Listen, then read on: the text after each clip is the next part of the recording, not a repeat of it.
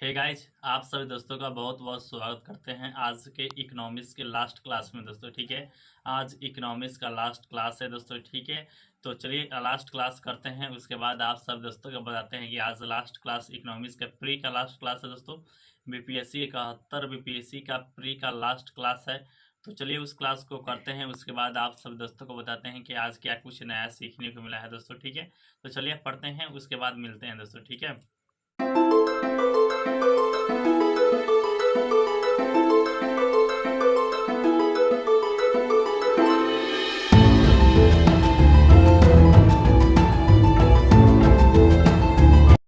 जैसा कि मैंने आप सभी दोस्तों को बताया था कि हम क्लास कर रहे थे 71 बीपीएससी का इकोनॉमिक्स का, आज लास्ट क्लास दोस्तों। ठीक है, तो वह क्लास कंप्लीट हो चुका है, बहुत ही अच्छा तरीका से पढ़ाया हुआ है, बहुत ही नया कुछ सीखने को मिला है दोस्तों। ठीक है, तो आइए आपको बताते हैं क्या कुछ नया सीखने को मिला है दोस्तों। ठीक है, तो आज की क्लास की शुरुआत तो हुई है दोस्तों। जैसा कि मैंने पिछले वाले क्लास में आप सब दोस्तों को बता दिया था कि आरबीआई के खाता 3 प्रकार का होता है। एक होता है दोस्तों करेंट अकाउंट, जो कि हमने कंप्लीट कर बात कर लिया था। दूसरा होता है कैपिटल अकाउंट। तो कैपिटल अकाउंट में हमने बात कर लिया था, लेकिन एक पॉइंट छूटा हुआ था जिसका नाम था दोस्तों फॉरेन इन्वेस्टर। फॉरेन इन्वेस्टर दो प्रकार का होता है, एक होता है दोस्तों एफडीआई और दूसरा होता है एफपीआई दोस्तों। ठीक है, तो यह बचा हुआ है।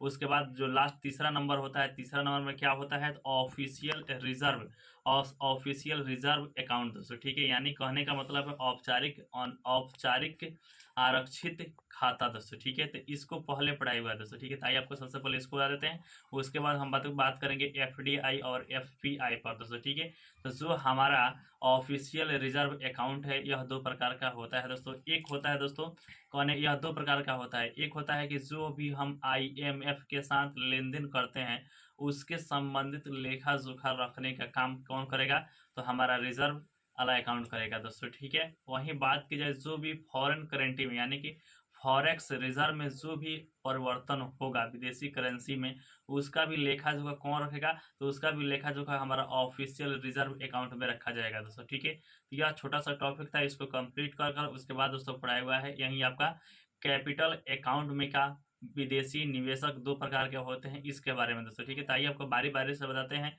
एफडीआई और एफपीआई क्या होता है। सबसे पहले इसका परिभाषा जान लीजिए।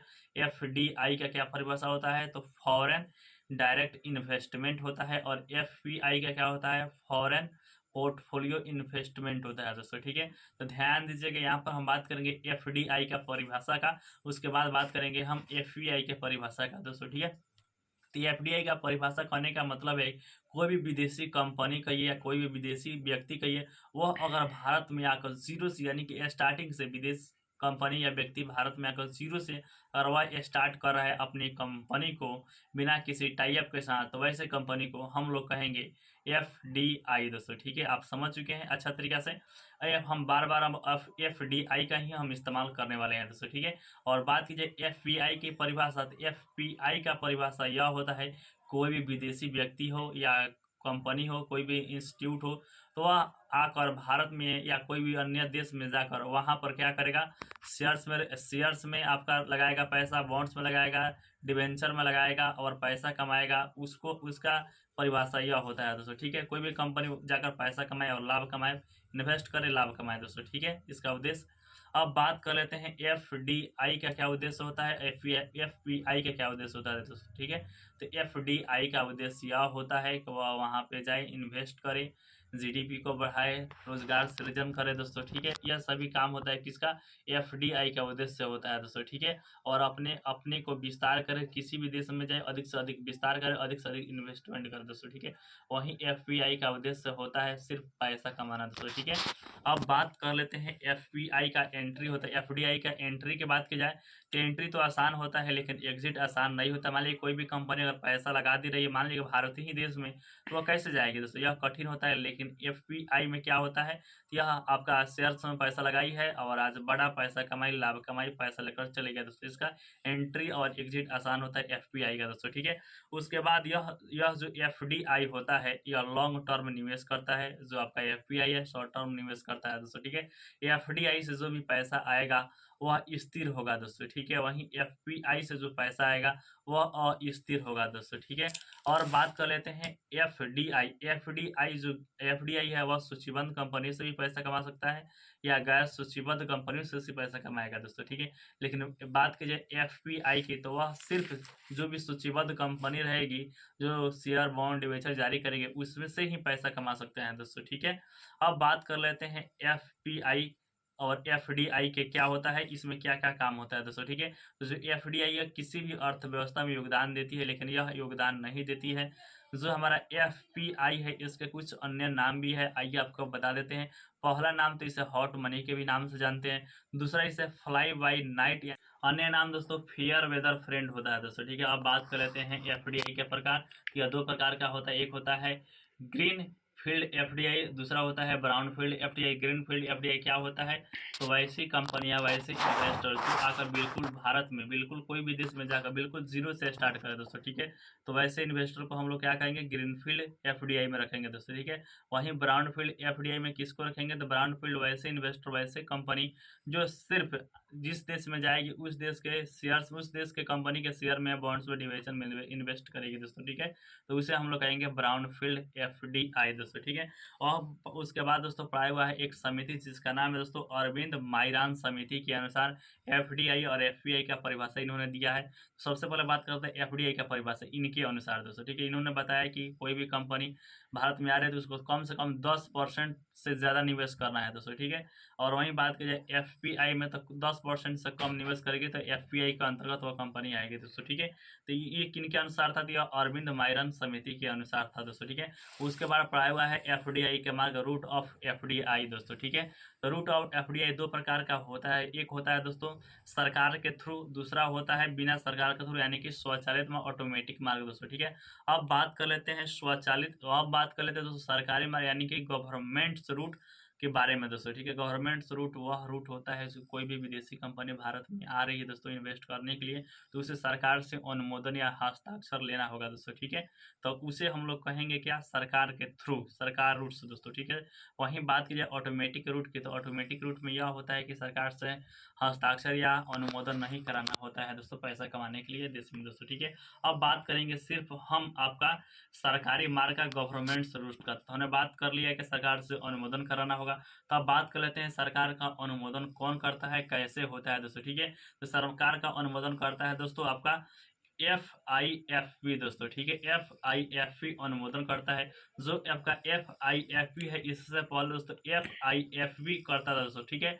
FIPB जो है एक पोर्टल है जिस पर आपको अनुमोदन करना होता है। जो FIPB है या DPIIT के अंतर्गत काम करती है दोस्तों, और यही आपका अनुमोदन करती है दोस्तों, ठीक है।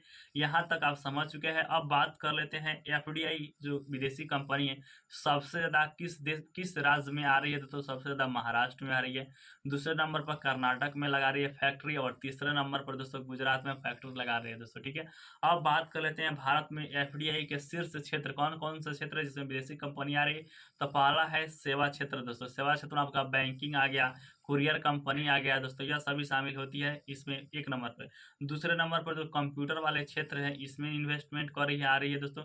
तीसरे नंबर पर बात करें तो व्यापार में, चौथे नंबर पर टेलीकम्युनिकेशन में दोस्तों इन्वेस्टमेंट कर रही है दोस्तों आपका FDI वाली कंपनी। अब बात कर लेते हैं भारत में सर्वाधिक FDI के स्रोत कौन कौन से देश है जो भारत में इन्वेस्टमेंट सबसे ज़्यादा कर रहे हैं। तो पहले नंबर पर आ चुका है दोस्तों कौन, तो सिंगापुर कितना कर रहा है, 11.97 बिलियन डॉलर, यह 2023-24 के अनुसार है दोस्तों, ठीक है। वहीं बात की जाए दूसरे नंबर पे हमारा मॉरिशस है, तो मॉरिस कर रहा है 7.97 बिलियन डॉलर का इन्वेस्टमेंट दोस्तों, ठीक है। वहीं बात की जाए तीसरे नंबर पर अमेरिका है, वह कितना कर रहा है, तो 7.99 मिलियन डॉलर का कर रहा है दोस्तों, ठीक है। चौथे नंबर पर नीदरलैंड आता है और यह कितना कर रहा है, 4.93 बिलियन डॉलर का इन्वेस्टमेंट कर रही है दोस्तों, ठीक है। अब बात कर लेते हैं भारत में विदेशी प्रेषण, भारत में कितना विदेशी प्रेषण आ रहा है इसके बारे में भी पढ़ाई हुआ है। तो भारत में दुनिया में जितने भी देश हैं उसमें से सबसे ज़्यादा विदेशी प्रेषण भारत प्राप्त करता है, कितना, तो 120 मिलियन डॉलर प्राप्त करता है विदेशी प्रेषण हर साल भारत दोस्तों, ठीक है। और यह 2023-24 के डाटा के अनुसार है। दूसरे नंबर पर मैक्सिको है जो कि प्राप्त करता है 60 मिलियन डॉलर। तीसरे नंबर पर चाइना है जो कि प्राप्त करता है 50 मिलियन डॉलर दोस्तों, ठीक है। तो इकोनॉमिक्स की क्लास की आज लास्ट क्लास थी और इसमें लास्ट टॉपिक पढ़ाई हुई है करेंट अकाउंट और कैपिटल अकाउंट पर वीडियो की दोस्तों, ठीक है। कहने का मतलब है चालू खाता और पूंजी खाते के परिवर्तनीयता दोस्तों, बात आया है, यहाँ पे एक शब्द आया है परिवर्तनीयता दोस्तों, ठीक है, यानी कि कन्वर्टेबिलिटी। यह क्या होता है? तो यह होता है जो भी भारतीय विदेशी प्रेषण जो भारत में आ रहा है, जो भी पैसा आ रहा है करेंट अकाउंट के थ्रू यानी कि और कैपिटल अकाउंट के थ्रू, तो उसको कैसे कन्वर्ट किया जाएगा इसके संबंधित यह बताता है दोस्तों, ठीक है। तो हम बात कर लेते हैं करेंट अकाउंट कन्वर्टेबिलिटी की, यानी कि आपका चालू खाता परिवर्तनीयता का दोस्तों। तो इसके अंतर्गत जो करेंट अकाउंट के अंतर्गत जो भी पैसा आएगा भारत देश में वह 100% परिवर्तन हो जाता है दोस्तों, ठीक है। वहीं बात किया जाए आपका कैपिटल अकाउंट कन्वर्टेबिलिटी की, तो यह दोस्तों आंशिक रूप से परिवर्तन होता है, 100% परिवर्तन नहीं होता है, कुछ परिवर्तन होता है और कुछ परिवर्तन नहीं होता है दोस्तों, ठीक है। इसी के अनुसार इसी के लिए 100% परिवर्तन करने के लिए दोस्तों एक समिति बनाई गई जिसका नाम था दोस्तों तारापुर समिति दोस्तों, ठीक है। और यह तारापुर समिति कैपिटल अकाउंट कन्वर्टेबिलिटी के लिए बनाई गई थी। यह दो प्रकार का थी, पहला 1997 में, दूसरा 2006 में बनाए गए थे दोस्तों, ठीक है।